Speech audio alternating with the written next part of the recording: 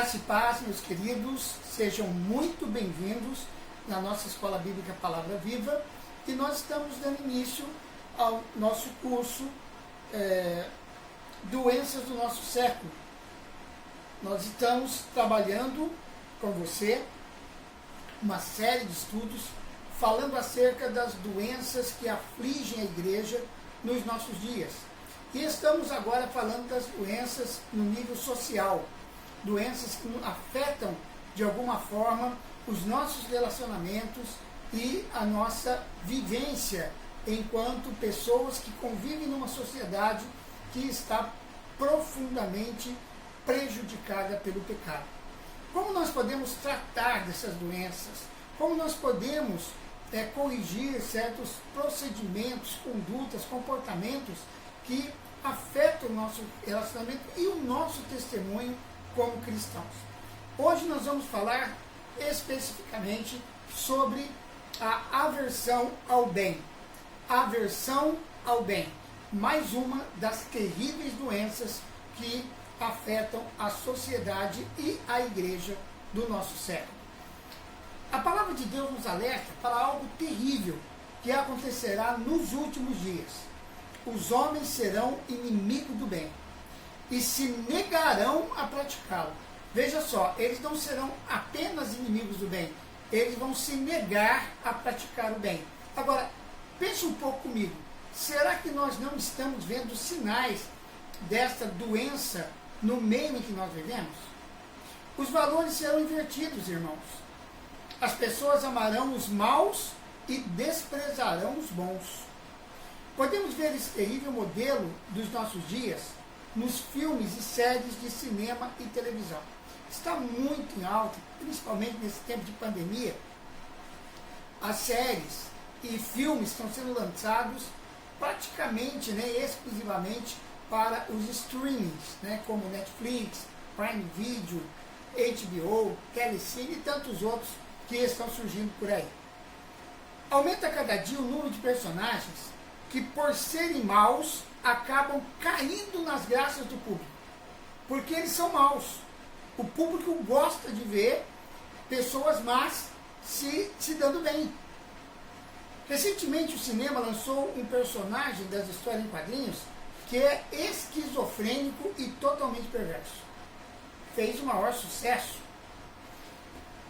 Eu me lembro de uma história interessante que eu vi acerca daquele famoso seriado em desenho animado, Os Simpsons.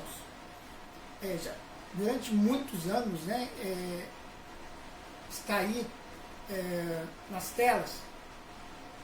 E Os Simpsons conta a história de uma família comum dos Estados Unidos, é uma sátira, a algumas tendências da sociedade americana, envolvendo inclusive as questões religiosas, espirituais. É um desenho bastante polêmico, inclusive. Mas dizem, eu não sei até que ponto isso é verdade, mas dizem que os produtores do desenho tentaram fazer alguns episódios com uma família mais boa, mais consciente, uma família que tivesse boas tendências, e o resultado foi que houve uma chuva de e-mails pedindo que eles não fizessem isso, que o povo gostava de ver os Simpsons maus,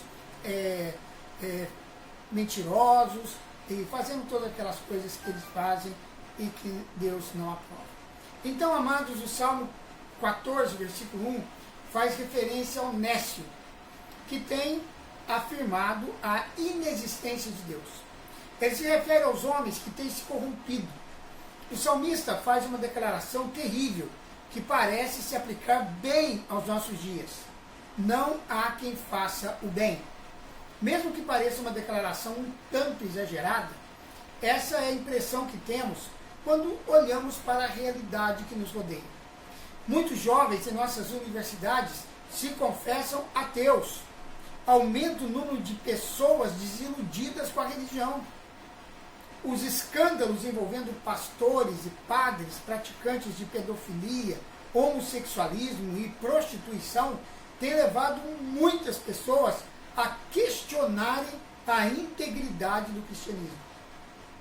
Esses são alguns sinais que enfrentamos essa terrível doença do nosso século, a aversão ao bem. O sábio livro de Provérbios nos ajuda a separar a sociedade moderna em dois grupos. Vejamos o que ele diz. Provérbios capítulo 28, versículo 5. Os homens maus não entendem a justiça, mas os que buscam o Senhor a entendem plenamente. Vejamos que ele nos mostra que existem pelo menos dois tipos de pessoas: os homens maus e os que buscam a justiça. Não é uma divisão entre homens maus e homens bons. Jesus deixou claro que não existe homens bons. E Paulo reafirmou a verdade de que não existe quem faça o bem, em Romanos capítulo 3, versículo 12.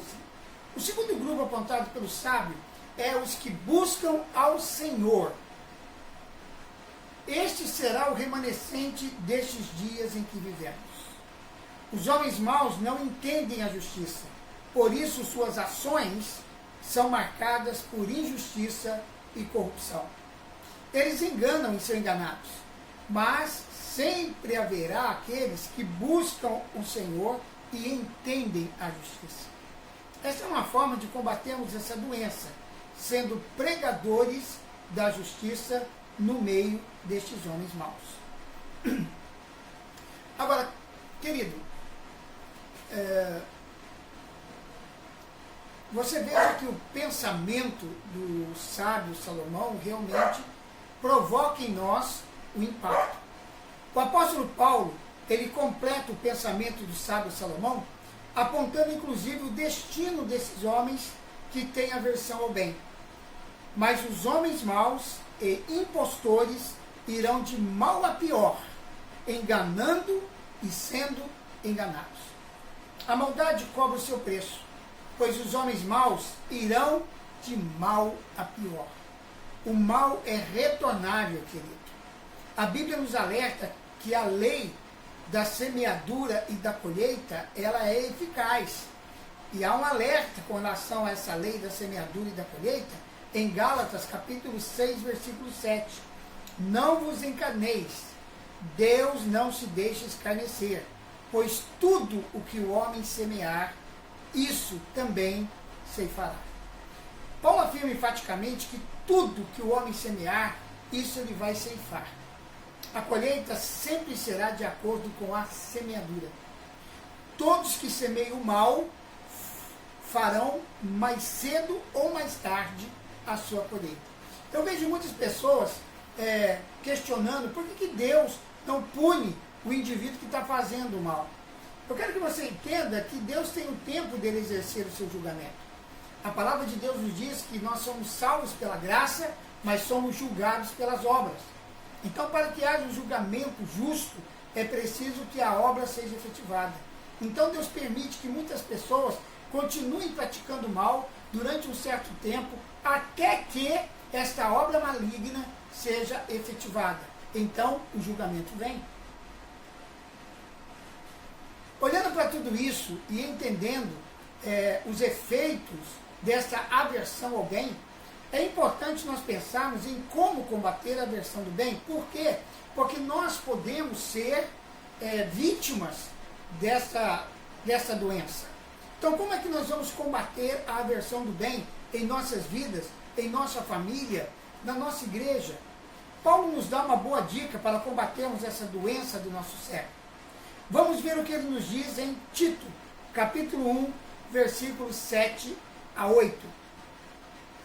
Pois é necessário que o bispo seja irrepreensível como dispenseiro de Deus, não soberbo, nem irascível, nem dado ao vinho, nem espancador, nem cobiçoso de torpe ganância, mas hospitaleiro, amigo do bem, sóbrio, justo, piedoso, temperante. Paulo está se referindo às qualidades que devem estar presentes na vida de um discípulo que almeja ser bispo na igreja. Este homem deve ser irrepreensível, que não significa que ele deva ser perfeito. Não há como ser perfeito. Ele deve ser um homem que não é passível de ser repreendido a todo momento. Não deve ser praticante de algo que seja condenável. Também não deve ser beberrão. De preferência, deve ser abstêmio para evitar escândalos devido ao excesso de bebida alcoólica. Deve ser um homem calmo, tranquilo, não dado a brigas e também não dado a espancamentos. Claro, para não ter espancamento é bom evitar as brigas. E isso especialmente dentro de casa, irmãos. O homem de Deus deve ser um esposo dócil, carinhoso, atencioso, firme, enérgico, mas sem lançar mão da violência, da agressividade, do espancamento para impor a sua autoridade. Também o homem de Deus não deve ser cobiçoso, ganancioso, mas hospitaleiro, sóbrio, justo, piedoso, temperante. Em meio a todas essas virtudes, Paulo aponta uma que é importante para o nosso estudo sobre a aversão ao bem. Ele deve ser amigo do bem. Essa é a arma que combate a aversão ao bem. Devemos deixar de ser inimigos do bem e nos tornarmos amigos do bem. Para sermos amigos do bem, eu acredito que vamos precisar mudar nosso comportamento. Segue algumas sugestões práticas que eu aprendi na minha luta contra essa doença. Primeiro, para nos tornarmos amigos do bem, vamos precisar decidir fazer o bem a todos e a qualquer hora. Presta bem atenção nisso. Temos que aprender a fazer o bem a todos e a qualquer hora. Muitas vezes resistimos em fazer o bem porque somos egoístas, irmãos. Somos egoístas, sim. Avarentos, mais centrados em nós mesmos do que no próximo. Isso nos impede de praticarmos o bem. Então, diga não ao egoísmo, não à avareza. Vamos sair de nós mesmos e atentar para a necessidade dos outros. Segundo, vamos precisar adotar uma postura de justiça e aceitar em nossas vidas, melhor dizendo, em acertar em nossas vidas aquelas situações que não estão corretas à luz da palavra de Deus. Talvez vamos ter que acertar nossos impostos. Se anda sonegando imposto, tem que acertar os impostos. As nossas contas atrasadas. Sabe aquela mentalidade de que a conta de luz venceu, mas eu posso pagar 2 no mês que vem? Para com isso, irmão. Você tem que fazer as coisas no tempo certo, organizar suas finanças, manter a sua casa em ordem. Seja amigo do bem, não seja amigo da conta atrasada, do não pagamento, de jogar, sabe, as coisas e levando com a barriga. Temos que acertar nossas dívidas pessoais, nossos problemas de relacionamento. Eu conheço pessoas que estão há anos carregando problema de relacionamento com o irmão, com mãe, com pai, sabe, com as pessoas. Enfim, amados, nós vamos ter que decidir por sermos verdadeiros discípulos de Jesus e elegê-lo como nosso herói, nosso modelo de ser humano. Meu modelo, irmão, não são os heróis da Marvel, nem da DC. Não. Meu modelo é Jesus. Jesus é o homem perfeito. Jesus é o Deus encarnado. Jesus é o nosso padrão de conduta, de amor, de relacionamento, de tudo. Se você quiser ter uma boa lista de atitudes a serem tomadas por um amigo do bem, leia e medite nas bem-aventuranças ensinadas por Jesus lá no Sermão do Monte. Ali, Jesus nos apresenta 8 características presentes no caráter de um discípulo dele. Essas características devem ser praticadas por todos aqueles que desejam ser amigos do bem.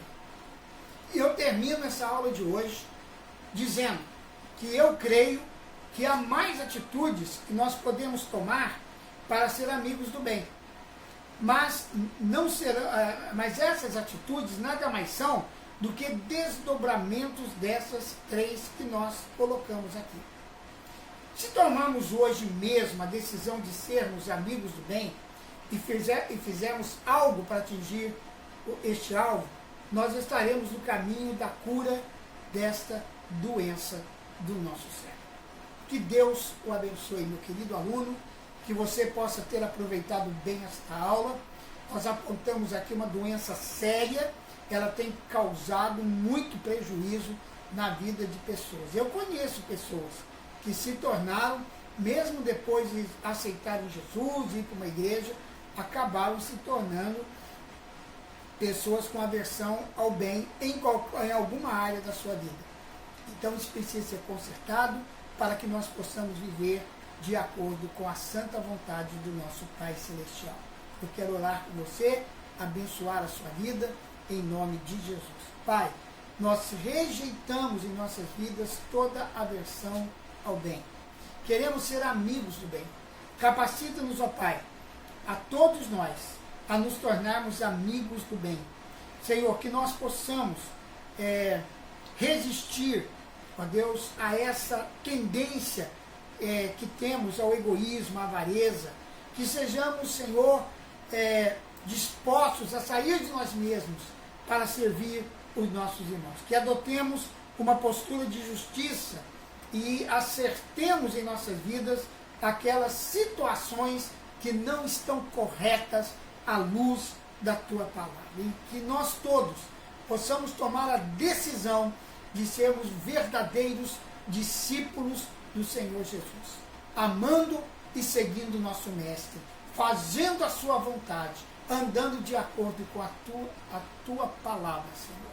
Muito obrigado, Pai, por nos abrir os olhos para ter esse entendimento e nos capacitar a viver de acordo com a tua vontade, em nome de Jesus.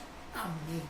Amém, meu querido. Eu quero abençoar você, quero abençoar a sua família, que você possa, em nome de Jesus, ser uma pessoa que ame o bem, faça o bem, sirva ao Senhor e caminhe na vontade do Pai. Se você ainda não adquiriu o nosso livro Guerra Espiritual que todo cristão precisa saber, está aqui, ó, o livro, você pode encomendar conosco. Eu vou deixar um número aí para você encomendar o nosso livro. O que todo cristão precisa saber sobre guerra espiritual é um livro pequenininho, menos que 100 páginas, mas ele traz uma orientação muito forte, muito precisa sobre as 3 coisas que todo cristão precisa saber sobre a guerra espiritual: o fortalecimento, o revestimento e o conhecimento acerca da guerra espiritual. Tá bom? É só você encomendar, nós podemos enviar para você pelo correio. Claro que tem uma despesa, né, que infelizmente a gente não pode se abster dela. E também você pode, se morar em Londrina, fazer um contato conosco, ligando ou pelo WhatsApp, e nós iremos levar o livro até a sua casa, com o maior prazer, tá bom? Que Deus o abençoe em nome de Jesus. E não se esqueça, querido, de dar um like aí, curta o nosso vídeo, ajude-nos a crescer no YouTube. Nós estamos aí em busca agora das 200 alunos inscritos, estamos com 162. Queremos chegar a 200 alunos inscritos, e por isso contamos com o seu apoio, a sua ajuda. Divulgue o canal, fale para os irmãos. Tem gente que às vezes me preocupa, eu nem sabia que você tinha um canal no YouTube. Então, fala com a turma, manda aí um recadinho, compartilhe o vídeo nas redes sociais. Amém?